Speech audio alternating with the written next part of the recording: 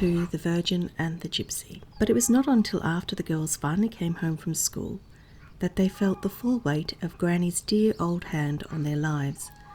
Lucille was now nearly 21 and Yvette 19. They had been to a good girls' school and had her finishing year in Lausanne and were quite the usual thing. Tall young creatures with fresh, sensitive faces and bobbed hair, and young, manly, deuce-take-it manners. "What's so awfully boring about Papplewick?" said Yvette, as they stood on the channel boat watching the grey cliffs of Dover draw near.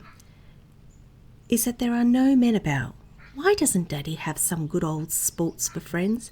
As for Uncle Fred, he's the limit." "Oh, you never know what will turn up," said Lucille, more philanthropic. "You jolly well know what to expect," said Yvette. "Choir on Sundays, and I hate mixed choirs. Boys' voices are lovely when there are no women. And Sunday school and girls friendly and socials.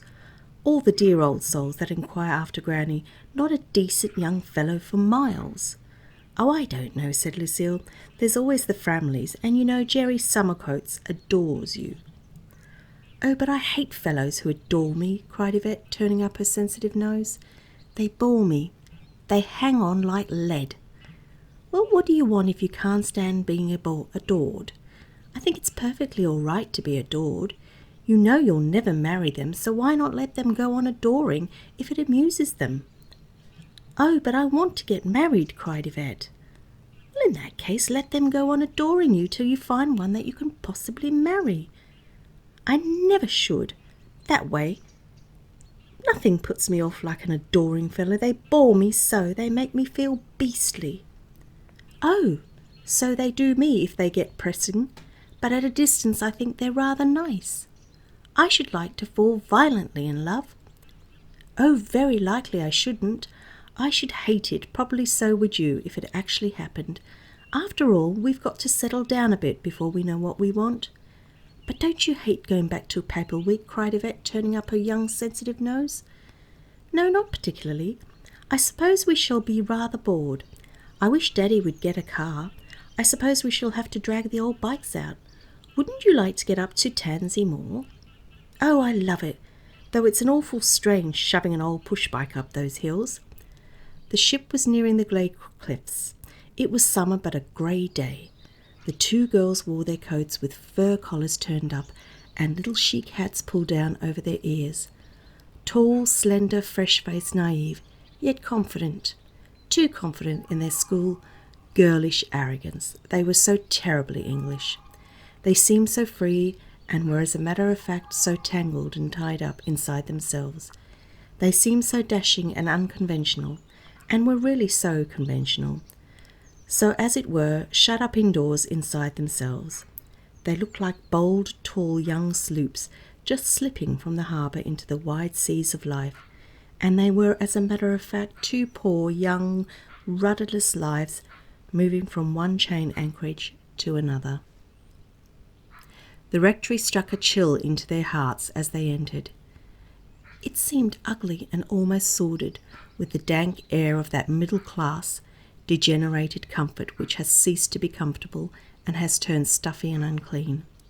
The hard stone house struck the girls as being unclean. They could have not have said why. The shabby furniture seemed somehow sordid. Nothing was fresh. Even the food at meals had that awful dreary sordidness which is so repulsive to a young thing coming from abroad.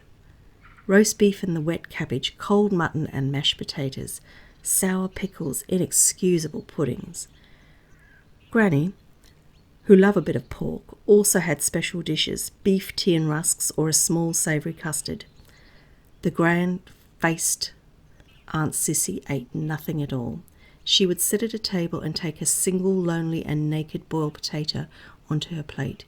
She never ate meat, so she sat in sordid durance while the meal went on, and Granny quickly slobbered her portion, luckily if she spilt nothing on her protuberant stomach. The food was not appetizing in itself. How could it be, when Aunt Sissy hated food herself, hated the fact of eating, and never could keep a maidservant for 3 months? The girls ate with repulsion. Lucille bravely bearing up, Yvette's tender nose showing her disgust. Only the rector, white-haired, wiped his long grey moustache with his serviette and cracked jokes. He too was getting heavy and inert, sitting in his study all day, never taking exercise. But he cracked sarcastic little jokes all the time, sitting there under the shelter of the mater. The country with its steep hills and its deep narrow valleys was dark and gloomy, yet had a certain powerful strength of its own. 20 miles away was the black industrialism of the north, yet the village of Paperwick was comparatively lonely, almost lost, the life in its stony and dour. Everything was stone, with a hardness that was almost poetic, it was so unrelenting. It was as the girls had known. They went back into the choir, they helped in the parish, but Yvette struck absolutely against Sunday school, the band of hope, the girls' friendliness. Indeed, against all those functions, they were conducted by determined old maids and obstinate, stupid, elderly men. She avoided church duties as much as possible, and got away from the rectory whenever she could. The Framleys, a big, untidy, jolly family up at the Grange, were an enormous standby, and if anybody asked her out to a meal, even if a woman in one of the workmen's houses asked her to stay to tea, she accepted at once. In fact, she was rather thrilled. She liked talking to the working men. They often had such fine hard heads, but of course they were in another world. So the months went by. Jerry Summercuts was still an adorer. There were others too, sons of farmers or mill owners. Yvette really ought to have had a good time. She was always out to parties and dances. Friends came for her in their motor cars, and off she went to the city, to the afternoon dance in the chief hotel, or in the gorgeous new Palais de Danse called the Palais. Yet she always seemed like a creature mesmerized. She was never free to be quite jolly. Deep inside her walked an intolerable irritation, which she thought she ought not to feel, and which she hated feeling, thereby making it worse. She never understood at all whence it arose. At home she truly was irritable, and outrageously rude to Aunt Sissy. In fact, Yvette's awful temper became one of the family bywords. Lucille, always more practical, got a job in the city as a private secretary to a man who needed somebody with fluent French and shorthand. She went back and forth every day by the same train as Uncle Fred, but she never travelled with him, and wet or fine, bicycled to the station while he went on foot. The two girls were both determined that what they wanted was a really jolly social life, and they resented with fury that the rectory was, for their friends, impossible. There were only 4 rooms downstairs, the kitchen where lived the 2 discontented maidservants, the dark dining room, the rector's study, and the big, homely, dreary living room, or drawing room. In the dining room there was a gas fire. Only in the living room was a good hot fire kept going, because, of course, here Granny reigned. In this room the family was assembled. At evening after dinner, Uncle Fred and the rector invariably played crossword puzzles with Granny. Now, mater, are you ready? Blank, blank, blank. W. A Siamese functionary. Eh? Blank, blank, blank, eh? Granny was hard of hearing. No, mater, not M. Blank, blank, blank. W. A Siamese functionary. Blank, blank, blank. W. A Chinese functionary. Siamese. Eh?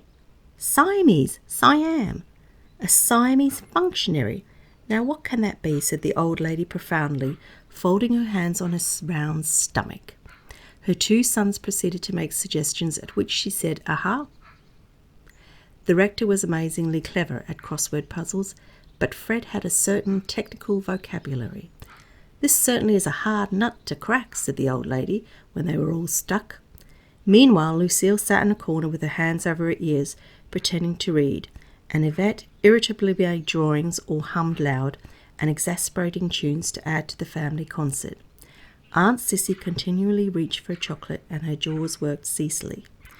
She literally lived on chocolates. Sitting in the distance, she put another into her mouth, then looked again at the parish magazine. Then she lifted her head and saw it was time to fetch Granny's cup of Horlicks. While she was gone, in nervous exasperation, Yvette would open the window. The room was never fresh. She imagined it smelt of Granny, and Granny, who was hard of hearing, heard like a weasel when she wanted to. "Did you open the window, Yvette? I think you might remember there are older people than yourself in the room," she said. "It's stifling. It's unbearable. No wonder we're always full of colds. I'm sure the room is large enough and a good fire burning." The old lady gave a little shudder. "A draught to give us all our death."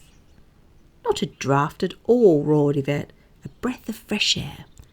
The old lady shuddered again and said, "Indeed."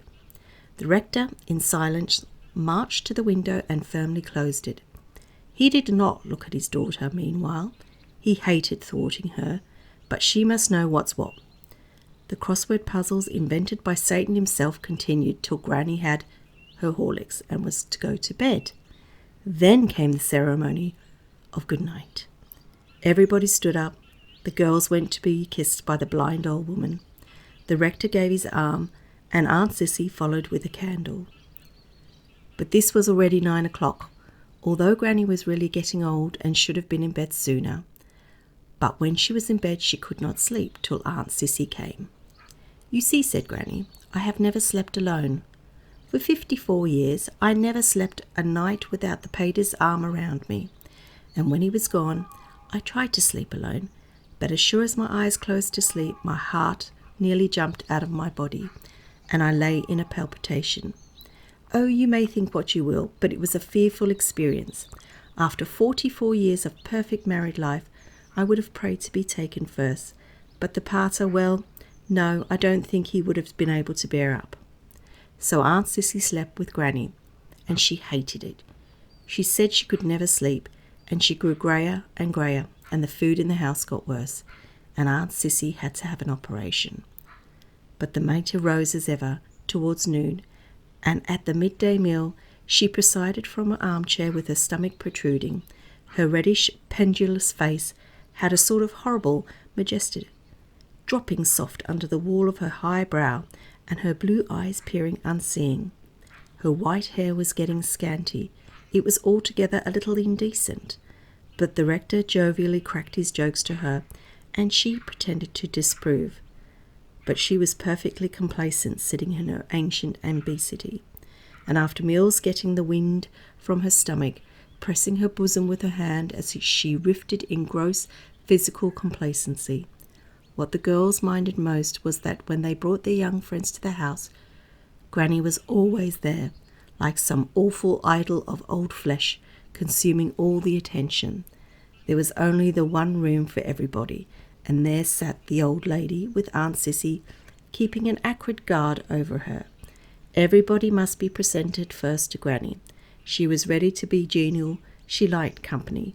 She had to know who everybody was, where they came from, every circumstance of their lives, and then when she was au fait, she could get hold of the conversation. Nothing could be more exasperating to the girls. "Isn't old Mrs. Saywell wonderful? She takes such an interest in life at nearly 90. "She does take an interest in people's affairs, if that's life," said Yvette. Then she would immediately feel guilty. After all, it was wonderful to be nearly 90 and have such a clear mind.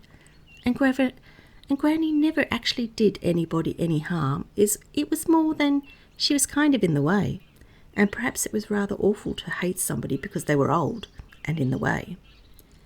Yvette immediately repented and was nice. Granny blossomed forth into reminiscence of when she was a girl in the little town in Buckinghamshire.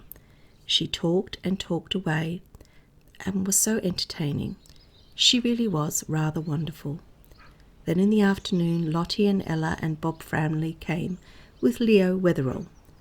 "Oh, come in," and they all trooped to the sitting room where Granny in her white cap sat by the fire. "Granny, this is Mr. Wetherell." "Mr. what did you say? You must excuse me, I'm a little deaf." Granny gave her hand to the uncomfortable young man and gazed silently at him slightly. "You are not from our parish?" she asked him. "Dinnington," he shouted. We want to go to a picnic tomorrow to Bonsall Head in Leo's car. We can all squeeze in, said Ella in a low voice. Did you say Bonsall Head? Asked Granny. Yes. There was a blank silence. Did you say you were going in a car? Yes, in Mr. Wetherall's. I hope he's a good driver. It's a very dangerous road. He's a very good driver. Not a very good driver. Yes, he is a very good driver. If you go to Bonsall Head, I think I must send a message to Lady Louth. Granny always dragged in this miserable Lady Louth when there was company. Oh, we shan't go that way, cried Yvette. Which way? Said Granny. You must go by Hannah. The whole party sat as Bob expressed it like stuffed ducks fidgeting on their chairs. Aunt Sissy came in, and then the maid with the tea. There was the eternal and everlasting piece of bought cake. Then appeared a plate of little fresh cakes Aunt Sissy had actually sent to the baker's. Tea, mater. The old lady gripped the arms of her chair. Everybody rose and stood while she waded slowly across on Aunt Sissy's arm to her place at the table. During tea, Lucille came in from town from her job. She was simply worn out with black marks under her eyes. She gave a cry, seeing all the company. As soon as the noise had subsided and the awkwardness was resumed, Granny said, You have never mentioned Mr. Wetherall to me, have you, Lucille? I don't remember, said Lucille. Well, you can't have done. The name is strange to me. Yvette absently grabbed another cake from the now almost empty plate. Aunt Sissy, who was driven almost crazy by Yvette's vague and inconsiderate ways, felt the green rage fuse in her heart. She picked up her own plate, on which the one cake she allowed herself, and said with vitriolic politeness, offering it to Yvette, Wow, won't you have mine? Oh, thanks, said Yvette, starting in her angry vagueness, and with an appearance of the same insouciance, she helped herself to Aunt Sissy's cake also, adding as an afterthought, If you're sure you don't want it. She now had 2 cakes on her plate. Lucille had gone white as a ghost, bending to her tea. Aunt Sissy sat with a green look of poisonous resignation. The awkwardness was an agony. But Granny, bulkily enthroned and unaware, only said in the centre of the cyclone, If you are motoring to Bonsall Head tomorrow, Lucille, I wish you would take a message from me to Lady Louth. Oh, said Lucille, giving a queer look across the table at the sightless old woman. Lady Louth was the King Charles head of the family, invariably produced by Granny for the benefit of visitors. Very well. She was so very kind last week, she sent her chauffeur over with a crossword puzzle book for me. But you thanked her then, cried Yvette. I should like to send her a note. We can post it, cried Lucille. Oh no, I should like you to take it when Lady Louth called last time. The young ones sat like a shoal of young fishes dumbly mouthing at the surface of the water, while Granny went on about Lady Louth. Aunt Sissy, the 2 girls knew, was still helpless, almost unconscious, in a paroxysm of rage about the cake. Perhaps, poor thing, she was praying. It was a mercy when the friends departed, but by the time the 2 girls were both haggard-eyed, and it was then that Yvette, looking round, suddenly saw the stony, implacable will to power in the old and motherly seeming Granny. She sat there bulging backwards in her chair, impassive, her reddish, pendulous old face rather mottled, almost unconscious, but implacable, her face like a mask that hid something stony, relentless. It was the static inertia of her unsavoury power. Yet in a minute she would open her ancient mouth to find out every detail about Leo Wetherall. For the moment she was hibernating in her oldness, her agedness, but a minute of her mouth would open, her mind would flicker awake, and with her insatiable greed for life, other people's life, she would start on her quest for every detail. She was like the old toad which Yvette had watched, fascinated as it sat on the ledge of the beehive immediately in front of the little entrance by which the bees emerged, and which, with a demonish lightning little snap of its pursed jaws, caught every bee as it came out to launch into the air, swallowed them one after the other, as if it could consume the whole hive full in its aged, bulging, purse-like wrinkledness. It had been swallowing bees as they launched into the air of spring, year after year after year, for generations.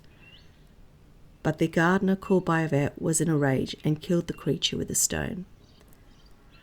"A pen thou art good for the snails," he said as he came down with the stone, "but thou art none going to empty the beehive into thy guts."